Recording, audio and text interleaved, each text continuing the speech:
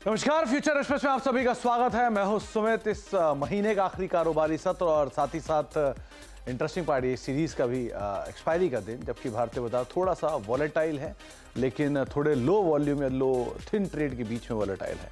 आप ऐसे समझिए कि शुरुआत हुई फ्लैट, फिर नेगेटिव, फिर तेजी, फिर बिकवाली, फिर वापस रिकवरी और अभी बिल्कुल फ्लैट इंडेक्स कामकाज करता हुआ दिखाई पड़ रहा है। लाइकवाइज आप इंडेक्स के, क्योंकि आज ब्रॉडर मार्केट्स के अंदर थोड़ा रिस्पाइट है, निफ्टी बैंक जरूर लोअर लेवल से चला है और वापस फ्लैटिश साइड पे आता हुआ दिखाई पड़ रहा है। Mid cap index lower level से अच्छी रिकवरी के साथ अब फ्लैट साइड पे आता हुआ दिखाई पड़ रहा है और लाइकवाइज स्मॉल कैप इंडेक्स भी लोअर लेवल से एक अच्छी रिकवरी के साथ यहाँ पर भी कामकाज हो रहा है। करीब करीब डे हाई के आसपास ये ट्रेड कर रहे हैं। तो बाजार में फर्स्ट हाफ का पेन थोड़ा ईज आउट हुआ है और एडवांस डिक्लाइन में डिक्लाइन आज भी ज़्यादा है, पांचवा दिन है जबकि डिक्लाइन ज़्यादा है, लेकिन एडवांसेस की संख्या उतनी खराब नहीं है जितनी पिछले 2-3 दिनों से थी। तो 900 शेयर तेजी में है, 1300-1350, 1400 शेयर बिकवाली के साथ कामकाज कर रहे हैं। टाटा कंज्यूमर 13 अंकों का कंट्रीब्यूशन आज दे रहा है। रिलायंस एक बड़ी डील के बाद 11 अंकों का कंट्रीब्यूशन, आईसीआईसीआई बैंक 7 अंकों का और M&M 6.5 अंकों का पॉजिटिव कंट्रीब्यूशन यहां से आ रहा है। प्रेशर दे रहा है L&T infotech, Mindtree, HDFC bank, BPCL और बजाज ऑटो, जो कि स्लाइटली नेगेटिव साइड पर कामकाज करते हुए दिखाई पड़ रहा है। बजाज ऑटो दरअसल एक्स राइट्स है, तो उसका भी एक इम्पैक्ट यहाँ पर आप देख रहे हैं। आज हम शरद जी से बातचीत करेंगे। शरद मिश्रा हमारे साथ मौजूद हैं, जिनसे हम चर्चा करेंगे मार्केट्स को लेकर भी, साथ ही साथ शरद जी के इंडिविजुअल ट्रेड्स पे भी हम बातचीत करेंगे। एक सस्ता ऑप्शन उनसे हम आइडेंटिफाई करवाएंगे, लेकिन शरद जी से चर्चा करने से पहले कुछ ऑप्शंस के नंबर। एक्सपायरी का दिन है तो 22,100 और 22,200 यहाँ पे राइटर सबसे ज़्यादा आपको दिखाई पड़ेंगे। 21,900, 21,800, 21,700 के बीच में आपको पुट राइटिंग होते हुए दिखाई पड़ेगी। इसके अलावा निफ्टी बैंक भी लेकर आइए, किस तरह की सिचुएशंस वहाँ बन रही हैं। 45,900, 46,000 और 46,100 के बीच में आपको कॉल राइटर्स दिखाई पड़ेंगे।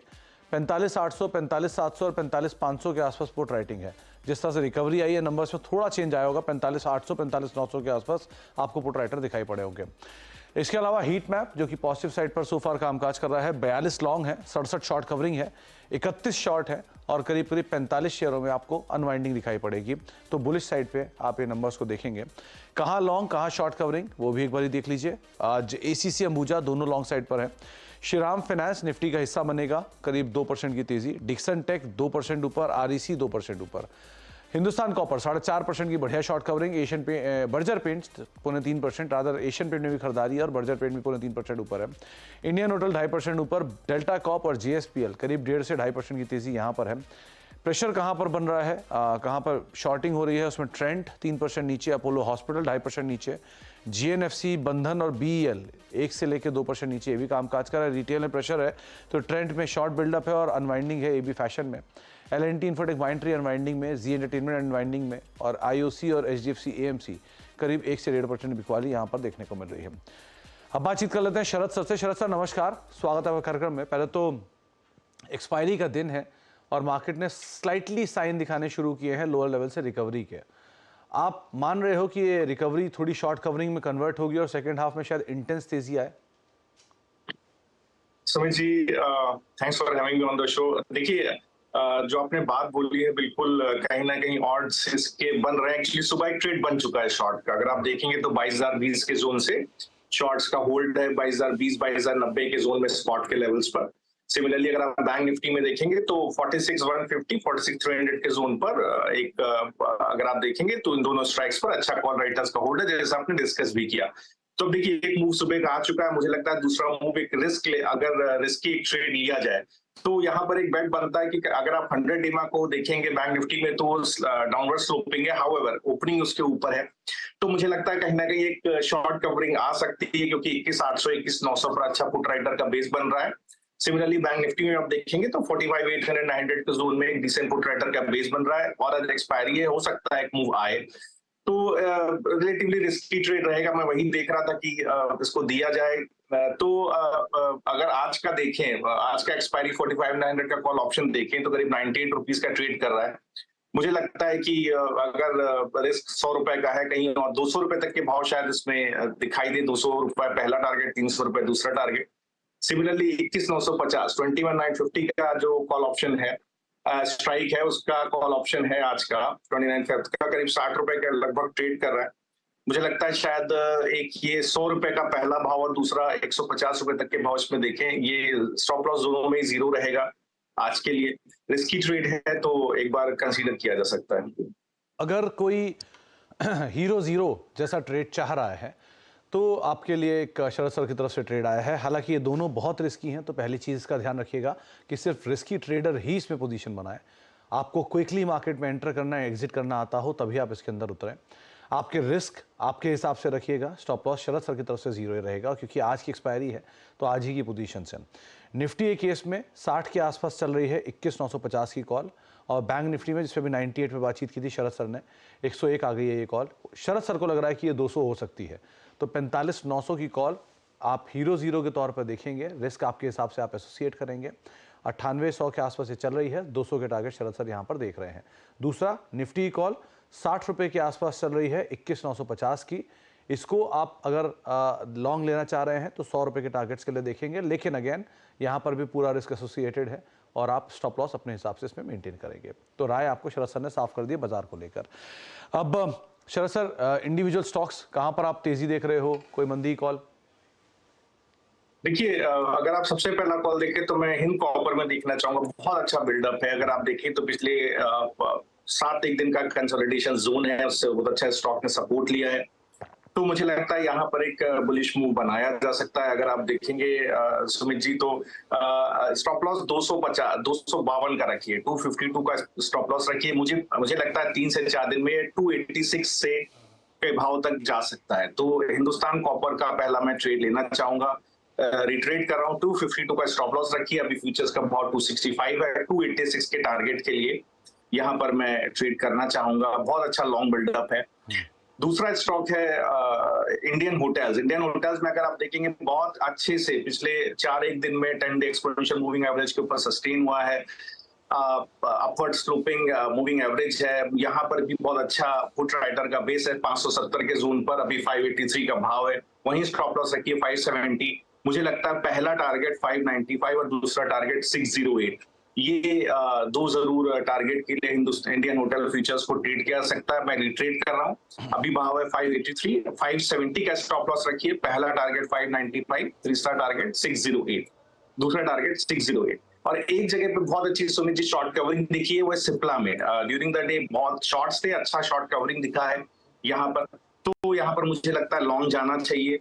अभी भाव है फ्यूचर का 1478, सो 1460 के पास स्टॉप लॉस रखें। मुझे लगता है 1495 का पहला टारगेट और 1520 का दूसरा टारगेट पोजिशनली ये सिप्ला में मीट हो सकते हैं। रिट्रेड कर रहा हूँ, 1460 का स्टॉप लॉस, 1495 का पहला टारगेट, 1520 का दूसरा टारगेट। जी, तो 3 नाम हैं जिसको आप इंडियन होटल, हिंदुस्तान कॉपर और सिप्ला, इन 3 स्टॉक्स के ऊपर आप नजर बना के रख सकते हैं। हिंदुस्तान कॉपर में 286 रुपए के टारगेट्स के लिए 255 का एक स्टॉप लॉस यहाँ पर आप मेंटेन करेंगे और लॉन्ग साइड पोजीशंस को देखेंगे। इंडियन होटल्स में आप 595, 608 के टारगेट्स के लिए लॉन्ग साइड पे जाएंगे, 570 का एक स्टॉप लॉस मेंटेन करेंगे। और साथ ही साथ सिप्ला, ये तीसरा नाम रहेगा जहाँ पर आप 1490, 1520 के टारगेट्स के लिए लॉन्ग जाएंगे, 1460 का एक स्टॉप लॉस यहाँ पर आप मेंटेन करेंगे। तो ये 3 नाम जो कि शरद सर की तरफ से आते हुए दिखाई पड़ रहे हैं। शरद सर, अब कुछ और इंडिविजुअल स्टॉक्स के ऊपर ही बातचीत कर ली जाए जहां पर आज काफ़ी हलचल देखने को मिल रही है। तो कुछ सेलेक्टिव स्टॉक्स की अगर बात करूं तो सबसे पहले तो आता है Berger paints and Asian paints, क्योंकि शॉर्ट कवरिंग कैंडिडेट में हिंदुस्तान कॉपर के पीछे ये दोनों दिखाई पड़ रहे हैं। इनको कैसे रीड कर रहे हो आप? देखिए, अगर आप बर्जर पेंट को देखेंगे, आपने बिल्कुल अच्छा बोला, बहुत अच्छा यहाँ पर बिल्डअप है। और अगर आप देखेंगे तो करीब 4 एक दिन का कंसोलिडेशन जोन था, करीब 560, 555 के जोन में। मैं स्पॉट के लेवल बता रहा हूँ आपको।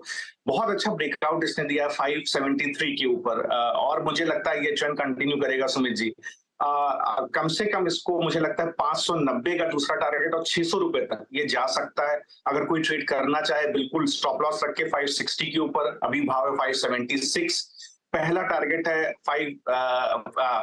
पहला टारगेट है 590, दूसरा टारगेट है 600। बिल्कुल ये अचीव हो सकता है। तो 590 और 600 ये टारगेट्स के लिए आप इनके ऊपर नजर रखें। और लाइकवाइज एशियन पेंट्स, वहां क्या करें शरद सर? देखिए, अगर आप एशियन पेंट्स को देखें तो यहाँ पर अगर आप देखें तो एक अभी मुझे नहीं लगता कि बहुत ही कन्विंसिंग कोई शॉर्ट कवरिंग यहाँ पर दिख रही है। मुझे लगता है कि एक technical pull back Sumit ji आ सकता है 2930 तक, 2930 तक का एक टेक्निकल पुल बैक बिल्कुल पॉसिबल है। मुझे बहुत सारे अच्छे ट्रेड्स हैं, बट इसको अगर कोई लेना चाहे तो 2780 के पास स्टॉप लॉस रख के मुझे लगता है टेक्निकल पुल बैक 2930 तक आ सकता है। 130 तक के टेक्निकल पुल बैक के लिए आप इसको अदरवाइज देख सकते हैं, लेकिन बर्जर पेड़ ज़्यादा बेटर पोजीशन है। आगे भी हम बातचीत करेंगे अब शरद सर से, लेकिन इम्पॉर्टेंट अपडेट एक और, जहां पर मार्केट रेगुलेटर सेबी को मिड कैप और स्मॉल कैप में रिस्क बढ़ने पर का खतरा नजर आ रहा है। यही वजह है कि सेबी ने म्यूचुअल फंड इंडस्ट्री से और डिस्क्लोजर मांगे हैं। पूरी डिटेल क्या है, किस तरह का इसका इम्प्लीकेशन रहेगा, इन सब पर बातचीत कर लेते हैं। और पहली बार हमारे साथ आज मेरी सहयोगी सुरभि उपाध्याय नेटवर्क 18 टीवी 18 से मौजूद हैं। तो सुरभि, पहले तो वेलकम। थैंक यू आवाज में। Thank you very much. नया स्टूडियो, पहली बार आई एम डेब्यूइंग ऑन आवाज, तो काफी अच्छा लग रहा है। यू नो, सो ग्लैड कि आप मुझे यहाँ पे बुला रहे हो। बट खबर इंपॉर्टेंट है ना, आई थिंक। तो कल परसों में ये बाजार में बज उड़ा भी था, और उस बज के बीच में स्टॉक्स में मासिव सेल ऑफ भी था, मिड कैप स्मॉल कैप में। तो क्या है ये पूरा डिस्क्लोजर, क्या एक्स्ट्रा इंफॉर्मेशन सेबी ने मांगा है? तो मैं ये बताऊंगी कि आई थिंक ये मार्केट इसलिए गिरा क्योंकि ये चीज़ चल रही है। ये तो कहना थोड़ा मुश्किल है, बिकॉज मार्केट में लोगों को एक्सक्यूज भी चाहिए, बिकॉज मतलब बहुत ही एलिवेटेड लेवल्स में है। तो शायद ये एक एक्सक्यूज बन गया मिड कैप सेल ऑफ के लिए। बेसिकली बात ये चल रही है, पिछले 2-3 महीने से सेबी और जो म्यूचुअल फंड की एसोसिएशन है एम्फी, उनके बीच काफ़ी कॉन्वर्सेशन चल रही है कि क्या स्मॉल कैप फंड में और मिड कैप फंड में क्या बहुत ज़्यादा रिस्क तो नहीं बढ़ रहा है। क्योंकि जो पैसा आ रहा है, जो हम नेट इन्फ्लोज की बात करते हैं हर महीने, ये सारा तो नहीं, लेकिन द बल्क ऑफ इट, ज़्यादातर जो पैसा है ये mid cap small cap funds में जा रहा है। लार्ज कैप फंड्स में पैसा नहीं आ रहा है। तो अब ये बात ये चल रही है कि क्या करा जाए कि इसमें ज़्यादा रिस्क ना बन जाए, और जो छोटे निवेशक हैं, जो रिटेल इन्वेस्टर्स हैं, उनके पैसे पे कहीं खतरा तो नहीं बन जाएगा। तो द कंक्लूजन इज कि सबसे पहले तो डिस्क्लोजर बढ़ाना चाहिए, ताकि जो इन्वेस्टर है वो और ज़्यादा पैरामीटर्स देख के डिसाइड करे कि उसे स्मॉल कैप फंड में पैसा डालना है या नहीं डालना है। तो I just very quickly tell you कि कौन से एडिशनल डिस्क्लोजर्स की बात हो रही है, और ये सब अगले कुछ हफ्तों में इंप्लीमेंट होने वाला है। अप्रैल से ये चीज़ें बिल्कुल एक स्टैंडर्डाइज वे में आनी चाहिए across all the asset managers. तो क्या होंगे ये नए डिस्क्लोजर? 4 बकेट्स में इनको डिवाइड किया गया है। पहली बकेट है एक इंडिकेशन कि फंड का वैल्यूएशन क्या है। हम स्टॉक के वैल्यू की बात करते हैं कि पी हाई पी स्टॉक है, लो पी स्टॉक है। अब ये बात चल रही है कि आप एक पूरे पोर्टफोलियो का एक एग्रीगेट वैल्यूएशन का कुछ इंडिकेटर दीजिए कि ये फंड जो है हाई पी स्टॉक्स में इन्वेस्ट करता है कि लो पी स्टॉक्स में इन्वेस्ट करता है। तो ये इन्वेस्टर को पता रहना चाहिए। दूसरा जो सबसे इंपॉर्टेंट क्राइटेरिया है वो लिक्विडिटी है। कि अगर रिडेम्पशन आता है तो इन्वेस्टर को कितने टाइम में अपना पैसा मिलेगा। क्योंकि जब लार्ज कैप स्टॉक्स अगर बेचना होता है, अगर आपको रिलायंस बेचना है, टाटा मोटर्स बेचना है, तो कोई दिक्कत नहीं होती लिक्विडिटी की, मार्केट में खरीदने वाले बहुत लोग होते हैं। स्मॉल कैप स्टॉक्स में ये प्रॉब्लम आ सकती है। तो ये इंटरनली काफ़ी सारे म्यूचुअल फंड हाउसेज इसका रिस्क असेसमेंट अपने पास तक रखते हैं, लेकिन वो अब ये बात हो रही है कि आप वेबसाइट पे बहुत क्लियरली अपनी फैक्ट शीट्स पे इसको बिल्कुल डिस्क्लोज करिए।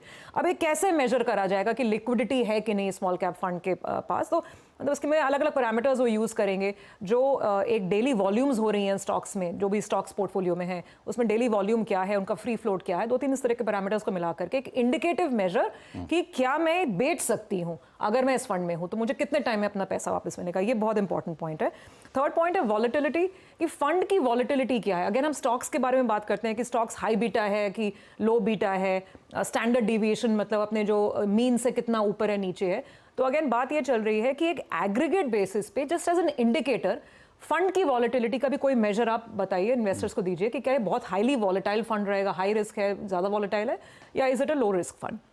And last but not the least, जैसा कि हम जानते हैं कि हर स्मॉल कैप स्टॉक में खाली स्मॉल कैप कंपनियां नहीं होती हैं, थोड़ा लार्ज कैप भी मिक्स होता है, कुछ कैश लेवल्स भी होते हैं। तो इसका डिस्क्लोजर जो कि पहले भी होता है फैक्ट शीट्स में, बट बहुत प्रोमिनेंटली, बहुत क्लियरली जो है एक स्टैंडर्डाइज वे में अब सारी एएमसीज करें, इस तरह की बात चल रही है। ऐसा क्या कंसर्न उड़ गया सेबी के सामने आउट ऑफ द ब्लू कि उनको मतलब खाली ये सारा पैसा इस तरफ जा रहा है, यही कंसर्न है, या बाजार का हीटअप होना उनके लिए कंसर्न लग रहा होना? नहीं, बात यही चल रही है कि पैसा जो है, जो एक हमने ट्रेंड देखी है कि ये पैसा जो है लार्ज कैप्स में ना जा करके अभी मिड और स्मॉल कैप में जा रहा है। वहाँ पे प्रॉब्लम क्या हो सकती है कि अगर रिडेम्पशन आता है, किसी वजह से बाजार गिरता है, कोई जियो पॉलिटिकल इशू होता है, कोई पॉलिटिकल इशू होता है, डोमेस्टिक इंटरनेशनल, और सडनली अगर इन्वेस्टर्स एक साथ बेचने पे आते हैं तो खरीदेगा कौन? मतलब that is the crux of the problem, जिसको कहते हैं कि $1 मिलियन क्वेश्चन यही है कि अगर सडनली सारे छोटे निवेशक आए कि हमें अपना पैसा निकालना है माइक्रो कैप फंड से या स्मॉल कैप फंड से, तो क्या उनको पेमेंट मिल पाएगा? क्योंकि जब तक कोई खरीदार नहीं होगा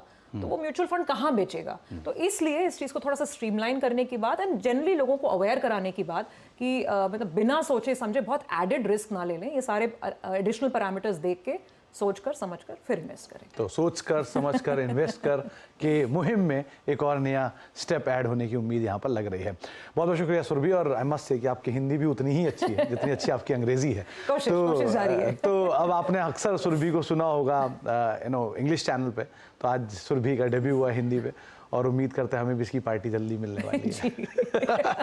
थैंक यू सुरभि हमारे साथ मौजूद रहने के लिए और ये सभी इंपॉर्टेंट अपडेट्स पे हमसे चर्चा करने के लिए, बातचीत करने के लिए।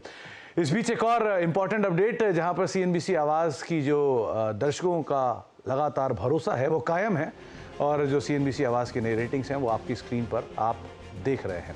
CNBC आवाज़ की बादशाहत बरकरार है, और जो रेटिंग का नंबर है उसके लिहाज से अगर देखा जाए तो एज ऑफ नाउ करीब 58% का मार्केट शेयर CNBC आवाज़ होल्ड करता है। तो तमाम दर्शकों का प्यार और भरोसा, उसके लिए हमको बहुत बहुत शुक्रिया। तो ये तमाम पैरामीटर्स जिसमें CNBC आवाज़ की रेटिंग्स हैं और 58% का मार्केट शेयर CNBC कमांड करता हुआ दिखाई पड़ रहा है, और लगातार आप वीक बाय वीक ये नंबर्स हमें दे रहे हैं।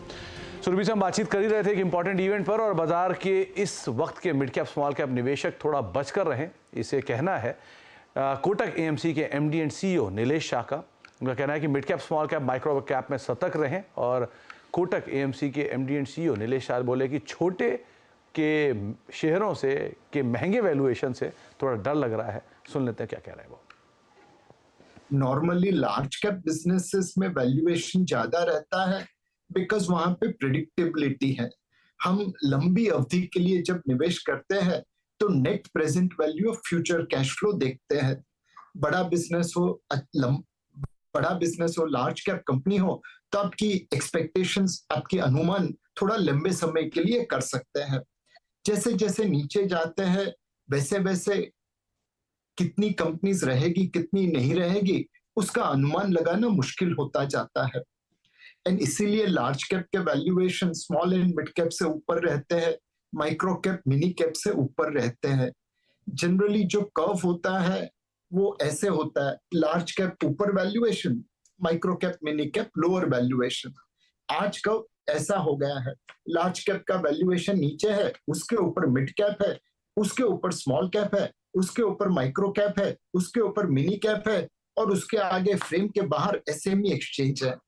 जब इस प्रकार का वैल्यूएशन हो तो डेफिनेटली निवेशकों को थोड़ी सावधानी बरतनी जरूरी है, थोड़ा प्रॉफिट बुक करना जरूरी है स्मॉल कैप में, माइक्रो कैप में, मिनी कैप में और SME एक्सचेंज में।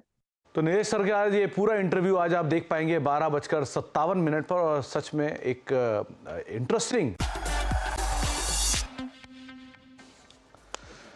आप देख रहे हैं फ्यूचर एक्सप्रेस, और मार्केट्स में स्लाइटली रिकवरी के साथ कामकाज हो रहा है। हालांकि है अभी भी हायर लेवल से थोड़ा नीचे, लेकिन हरे निशान में निफ्टी जरूर लौट गया है। करीब 21,962 के जोन पे निफ्टी कामकाज कर रहा है। वही मिड कैप स्मॉल कैप लेकर आइए, क्योंकि वहां रिकवरी ज्यादा बेहतरीन दिखाई पड़ेगी। मिड कैप बिल्कुल फ्लैट टू नेगेटिव है, और स्मॉल कैप इंडेक्स भी करीब 1/4% के आसपास गिरावट दिखा रहा है, लेकिन वहां पर भी लोअर लेवल से एक अच्छी रिकवरी आई है। तो मार्केट्स में रिकवरी मोड ऑन है। अब एक्सपायरी का दिन है, देखते हैं सेकंड हाफ कैसा रहेगा। शरद सर, सस्ता ऑप्शन क्या चुना आपने? सुमित जी, मैं श्रीराम फाइनेंस को देख रहा था। ठीक ठाक कंसोलिडेशन है, मूविंग एवरेजेस के ऊपर चॉपी रहा है काफी समय से, बट मुझे लगता है बिल्डअप अच्छा है और एक क्विक मूव की उम्मीद है यहाँ पर। तो इसका मैं कॉल ऑप्शन लेना चाहूंगा 2400 का कॉल 28 मार्च का, नेक्स्ट मंथ का। अभी 119 रुपए के भाव पर ट्रेड कर रहा है। मुझे लगता है यहाँ पर अगर एक स्टॉप लॉस रखा जाए 100 रुपए के आसपास, अभी 119 रुपए के भाव पर ट्रेड कर रहा है। मुझे लगता है पहला टारगेट इसका 127 और दूसरा टारगेट इसका 140। सो आई रिपीट, 119 का भाव है, 100 रुपए का स्टॉप लॉस रखिए, पहला टारगेट 127, दूसरा टारगेट 140। 127 और 140, 2400 की श्रीराम फाइनेंस की कॉल निफ्टी का हिस्सा बनेगा। ये खबर भी आ गई, कल लास्ट आवर में बिकवाली हुई थी। तो अगर शॉर्ट कवरिंग ट्रेड मिलते हैं तो 127 140 के टारगेट्स के लिए आप श्रीराम फाइनेंस को देख सकते हैं। 120 पे कॉल अभी कामकाज करिए। बहुत बहुत शुक्रिया शरद सर, हमारे साथ मौजूद रहने के लिए, बाजार पर अपनी रणनीति रखने के लिए और सभी शेयरों पर हमसे बातचीत करने के लिए। ब्रेक का वक्त है, ब्रेक के बाद लौटूंगा और बातचीत करूंगा सास बहोर सेंसेक्स में कुछ और दर्शकों से।